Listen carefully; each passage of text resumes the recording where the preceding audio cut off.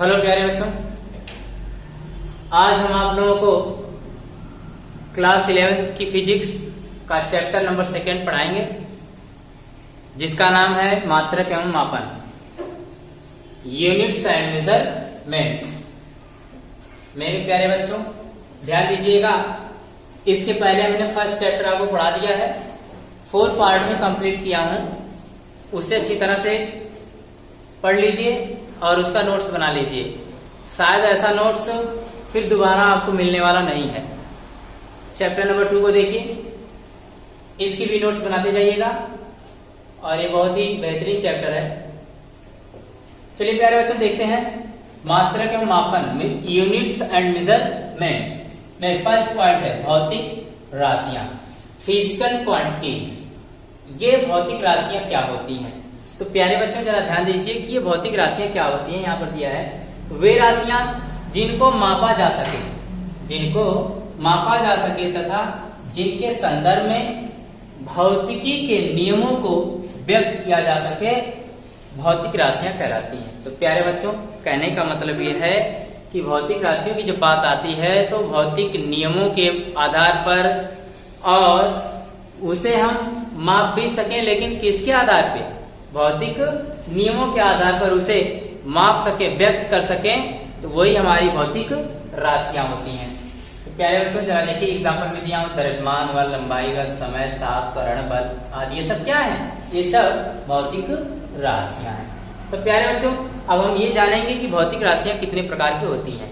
तो प्यारे बच्चों ध्यान दीजिए कि भौतिक राशियां 2 प्रकार की होती हैं। पहला है मूल राशियां, जिसको बोलते हैं फंडामेंटल क्वांटिटीज, और दूसरा है व्युत्पन्न राशियां, जिसको बोलते हैं डेराइव्ड क्वांटिटीज।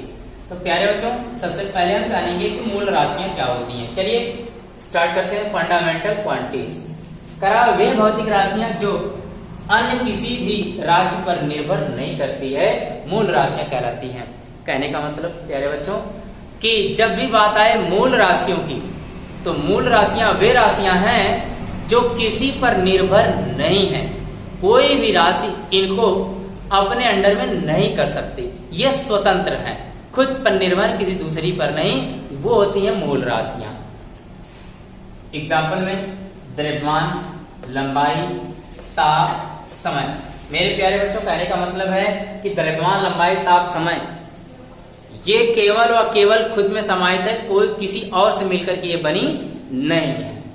चलिए देखते हैं दूसरा व्युत्पन्न राशियां, जिसे हम बोलते हैं डेराइव्ड क्वांटिटीज। वे भौतिक राशियां जो मूल राशियों से व्युत्पन्न की जा सकती है, व्युत्पन्न राशियां कहलाती है।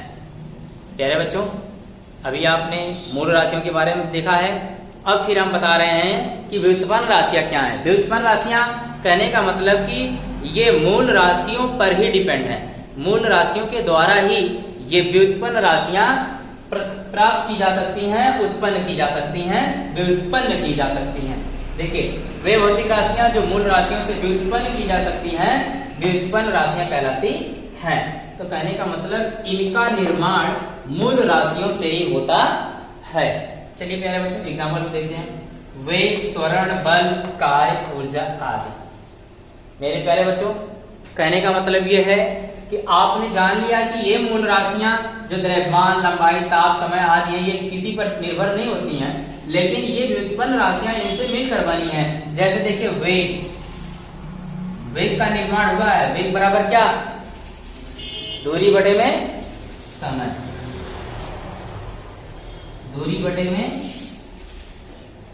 समय।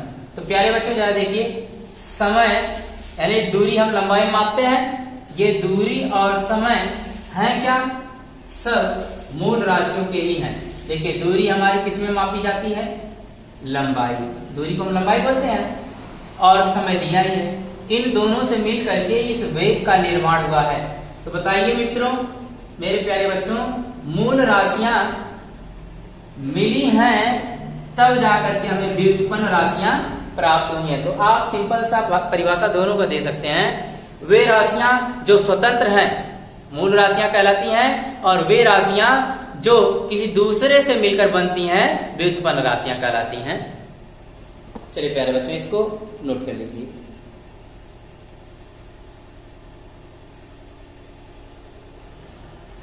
प्यारे बच्चों, अगले पॉइंट है मात्रक, यूनिट। किसी भौतिक राशि के माप के लिए निश्चित तथा मान्यता प्राप्त मानक उस राशि का मात्रक कहलाता है। मेरे प्यारे बच्चों, मात्रक की बात कही जाए तो हम जानते हैं इसमें कह रहा है कि किसी भौतिक राशि के माप के लिए निश्चित तथा मान्यता प्राप्त कोई भौतिक राशि है। जैसे बच्चों अगर हम कहते हैं कि आप इसमें कोई भी चीज समय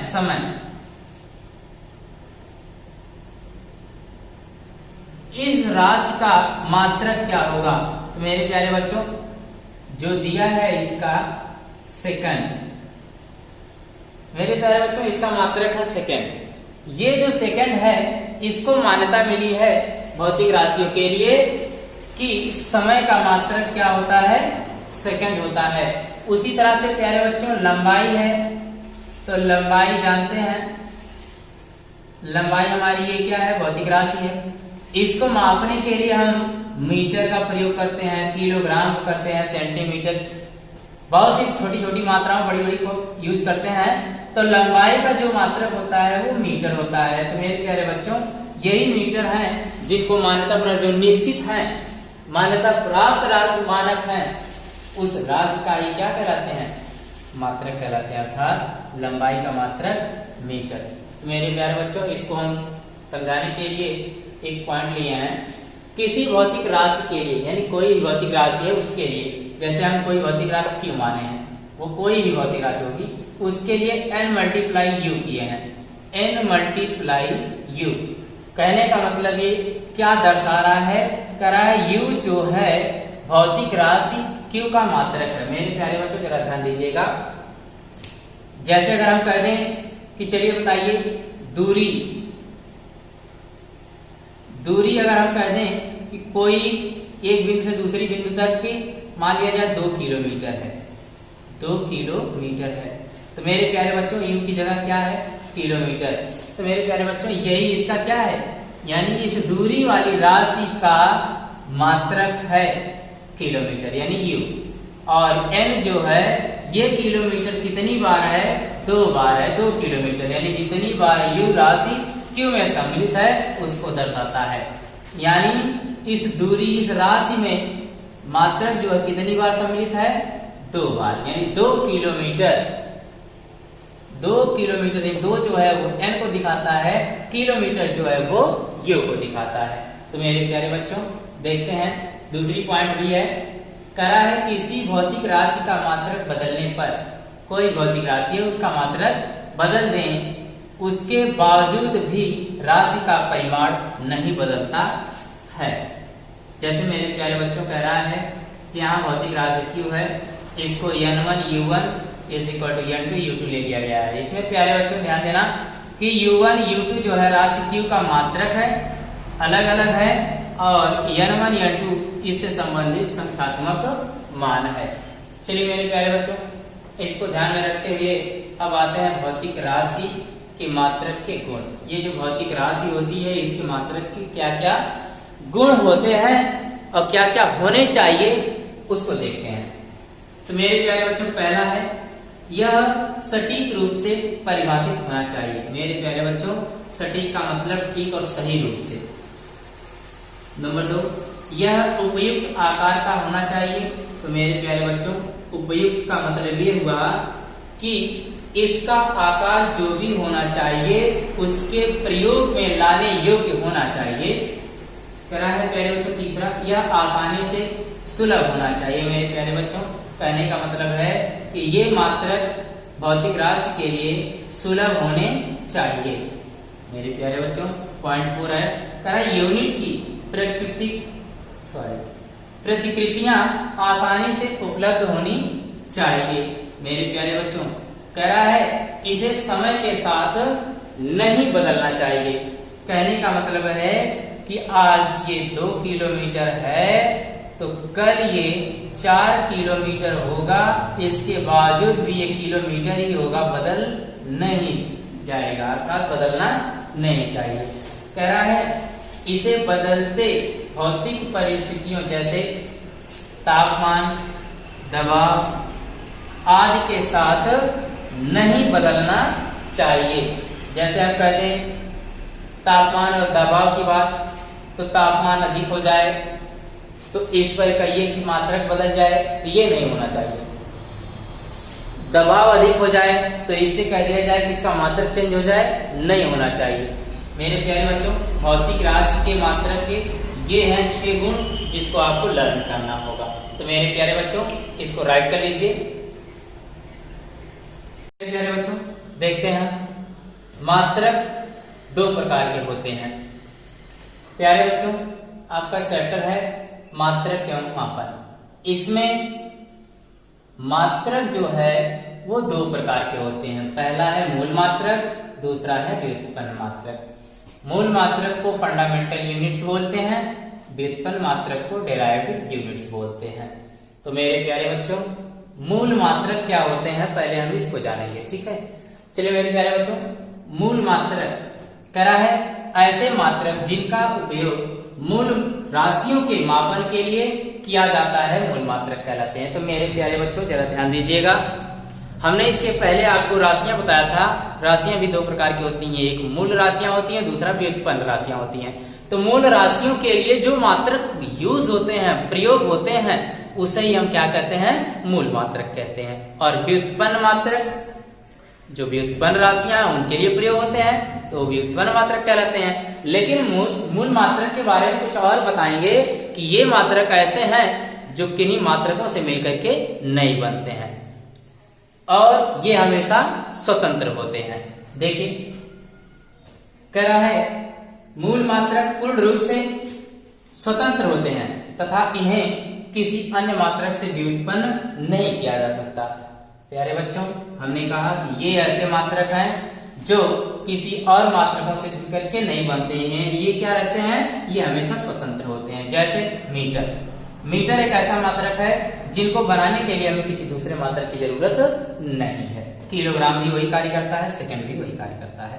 इन दोनों को बनाने के लिए किसी दूसरे मात्रक की आवश्यकता नहीं होती है। चलिए प्यारे बच्चों, देखते हैं व्युत्पन्न मात्रक, डेराइव्ड यूनिट्स। ये व्युत्पन्न मात्रक मेरे प्यारे बच्चों कह रहा है वे मात्रक जिन्हें मूल मात्रकों का प्रयोग करके व्युत्पन्न किया जाता है उसे व्युत्पन्न मात्रक कहते हैं। तो मेरी बात प्यारे बच्चों कहने का मतलब यह है कि व्युत्पन्न मात्रक की जब बात आती है तो व्युत्पन्न मात्रक वे मात्रक हैं जो मूल मात्रकों के द्वारा ही बनाए जाते हैं, बल्कि ये दूसरे मात्रकों पर निर्भर हैं, स्वतंत्र नहीं होते हैं। बिना मूल मात्रक के व्युत्पन्न मात्रक का निर्माण नहीं हो सकता। जैसे देखिए यहाँ पर एग्जाम्पल भी दिखा दे रहा हूं, वेग का मात्रक। मेरे प्यारे बच्चों, वेग का मात्रक आप लोग जानते हैं कि मीटर प्रति सेकंड होता है, मीटर प्रति सेकंड। परंतु आया कैसे, देखिए वेग का मात्रक यानी दूरी का मात्रक, दूरी बटे समय होता है तो दूरी का मात्रक बटे समय का मात्रक, और दूरी का मात्रक होता है बच्चों मीटर और समय का मात्रक लिया जाता है सेकंड। तो मेरे प्यारे बच्चों जरा ध्यान दीजिए, मीटर और सेकंड दोनों मूल मात्रक हैं। ये ऐसे मात्रक हैं जो स्वतंत्र होते हैं। हमने यहाँ बताया ना, मीटर और सेकंड। देखिए मीटर और सेकंड दोनों मूल मात्रक हैं। इन्हीं मूल मात्रकों से मिल करके व्युत्पन्न मात्रक का निर्माण हुआ मीटर प्रति सेकंड, जिसे हम क्या कहते हैं, व्युत्पन्न मात्रक कहते हैं। तो मेरे प्यारे बच्चों, मुझे उम्मीद है कि आप लोगों को समझ में आया होगा। इसे नोट कर लीजिए और आज बस यहीं तक। धन्यवाद।